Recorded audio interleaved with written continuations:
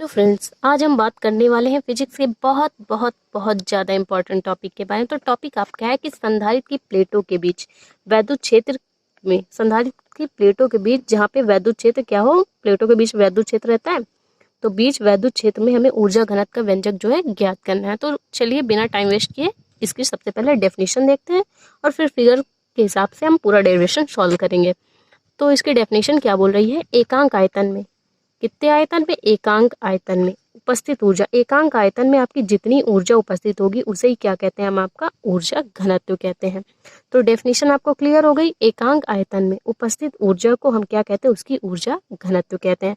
तो चलिए सबसे पहले इसका फिगर देख लेते हैं। तो ये आपका फिगर है, इसमें दो प्लेटें दी हुई हैं, एक प्लेट आपकी ए है, दूसरी प्लेट आपकी बी है। ए पर आपका धनावेश और बी पर आपका ऋणावेश से आवेशित है, और इसके कारण जो इसके पृष्ठ पर धनावेश होगा वो कहाँ होगा, पृथ्वी से कनेक्ट होके, तो पृथ्वी से जो इलेक्ट्रॉन निकलेंगे उनको उदासीन कर देंगे। इसको हमने पृथ्वी से कनेक्ट कर दिया है और इसको ऐसे ही कनेक्ट कर दिया है। तो आप जानते हैं कि इन प्लेटों के बीच में कुछ ना कुछ दूरी होगी, तो दूरी आपकी कितनी है, डी, और इन प्लेटों में वैद्युत क्षेत्र आपका ई बह रहा है। कितना बह रहा है, वैद्युत क्षेत्र इनका क्या है, ई बह रहा है इधर से इधर। तो आप जानते हैं कि इन प्लेटों का कुछ ना कुछ क्षेत्रफल होगा, तो क्षेत्रफल इसका क्या होगा, आपका क्षेत्रफल होगा ए। और इन जो ये समांतर प्लेट संधारित्र हैं, इसकी धारिता क्या होगी, धारिता होगी आपकी सी। तो आपने देखा कि इस दो प्लेटें हैं ए बी, जिस पर प्लस और माइनस आवेश बह रहा है, इसका जो वैद्युत क्षेत्र है वो आपका ई है। इन दोनों प्लेटों का जो क्षेत्रफल है वो आपका ए है, धारिता सी है, और इनके बीच की दूरी क्या है, आपकी डी है। तो चलिए इसको का डेरिवेशन सॉल्व करते हैं। तो इस डेरिवेशन को सॉल्व करने के लिए हमें तीन चीज़ों की जरूरत पड़ेगी। सबसे पहले स्थितिज ऊर्जा।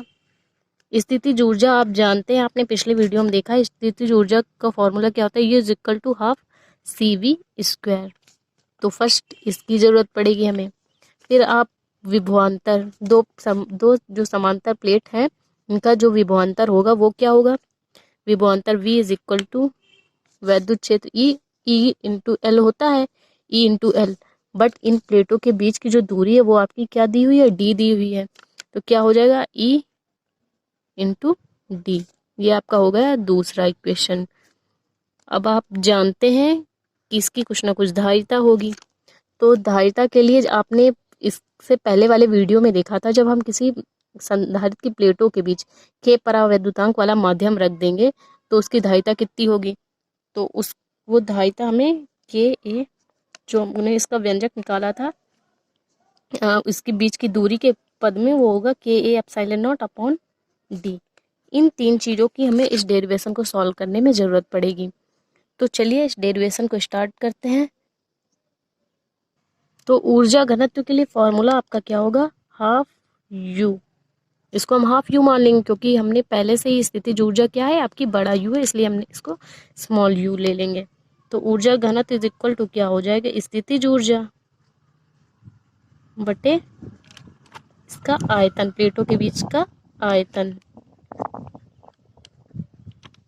तो स्थितिज ऊर्जा को हमने बड़ा यू से डिनोट किया था, तो बड़ा यू और बटे आयतन आपका कितना है, वी। तो चलिए डेरिवेशन स्टार्ट करते हैं। तो हम क्या करेंगे, सबसे पहले इस v को, यहाँ पे सी वी स्क्वायर दिया हुआ है और v की वैल्यू भी दी हुई है, तो सबसे पहले क्या करेंगे, इक्वेशन दो से v की वैल्यू कहाँ रख देंगे, इक्वेशन 1 में पुट कर देंगे। तो चलिए पुट करते हैं। तो हमने क्या किया, put this value of v in equation 1। तो इक्वेशन 1 आपकी क्या थी, u is equal to half C V square.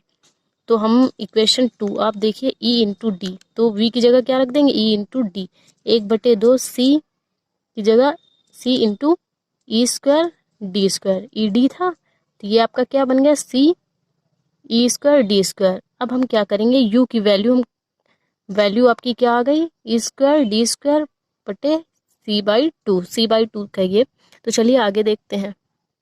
अब यहाँ पे बचा क्या, अब आपका धारिता सी बचा है, तो सी की वैल्यू भी दी हुई है। सी की वैल्यू क्या दी है, के एप्सिलॉन नॉट अपॉन डी, इसको भी हम पुट कर लेंगे, पुट इन इक्वेशन 3। तो u इज इक्वल टू क्या है आपका, हाफ सी की जगह के A epsilon naught upon D into E square D square. यहाँ से क्या हो जाएगा, एक डी आपका डी स्क्वायर से कैंसिल हो जाएगा। तो बचेगा क्या, स्थितिज ऊर्जा आपकी क्या आ जाएगी, U is equal to half K A epsilon naught E square D. ये आपका फॉर्मूला आ जाएगा स्थितिज ऊर्जा का। तो चलिए आगे देखते हैं, ऊर्जा घनत्व निकालते हैं। तो अब हम यहाँ से क्या करेंगे कि आपका ऊर्जा घनत्व निकालेंगे। तो ऊर्जा घनत्व का भी हमने ऊपर फॉर्मूला बनाया था, half small u is equal to U upon V. तो u की वैल्यू यहाँ से पुट कर देंगे। तो u की वैल्यू क्या है आपकी, half K A epsilon naught E square D बटे आयतन आपका क्या होता है, आयतन होता है दोनों प्लेटों के बीच की दूरी और उसका क्षेत्रफल। क्षेत्रफल आपका हमने बताया था a होता है और बीच की दूरी आपकी कितनी दी हुई है, d। तो यहाँ से क्या हो जाएगा, a इंटू डी। तो a से आपका a कैंसिल, d से आपका d कैंसिल। तो आपका ऊर्जा घनत्व का फॉर्मूला क्या आया, u is equal to half K epsilon naught E square. ये आपका ऊर्जा घनत्व का फॉर्मूला आ चुका है। तो ऊर्जा घनत्व का फॉर्मूला जो आपका प्रूव हो चुका है। तो आई होप आपको वीडियो समझ में आया तो प्लीज़ वीडियो को लाइक और हमारे चैनल को सब्सक्राइब करें। Thank you for watching this video.